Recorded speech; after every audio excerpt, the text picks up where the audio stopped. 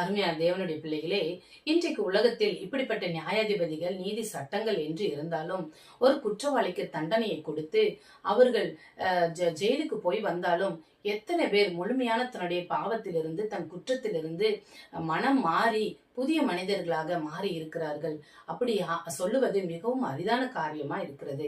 ஆனாலும் சட்ட நடவடிக்கை ஜனங்களுக்கு வேண்டும் என்பதற்காக இன்றைக்கு நம் அரசாங்கத்தில் அப்படி ஒரு காரியம் நடைபெறுகிறது.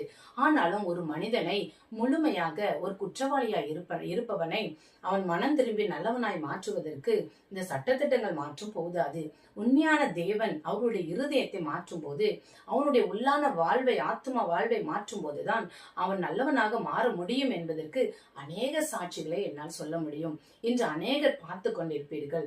அப்படிதான் அருமையான தேவனுடைய பிள்ளைகளே, உண்மையாக பல குற்றங்களை, பாவங்களை, கொலையை செய்த குற்றவாளிகள் கூட இயேசு கிறிஸ்துவின் அன்பை ருசித்து தெய்வமாய் ஏற்றுக்கொண்டு மனதார அவர்கள் செய்த பாவத்திற்கு மன்னிப்பு கேட்டு மனம் திரும்பி இன்றைக்கு நல்லவர்களாக, ஏன் பல ஊழியர்களை செய்கிற மனிதர்கள் அநேகர் காண முடியும். என்னால் அவைகளை சாட்சியாய் சொல்ல முடியும். ஆகவே அன்பான தேவனுடைய பிள்ளைகளே, ஒரு தேவனே மனிதனை நிச்சயமாய் மாற்ற முடியும்.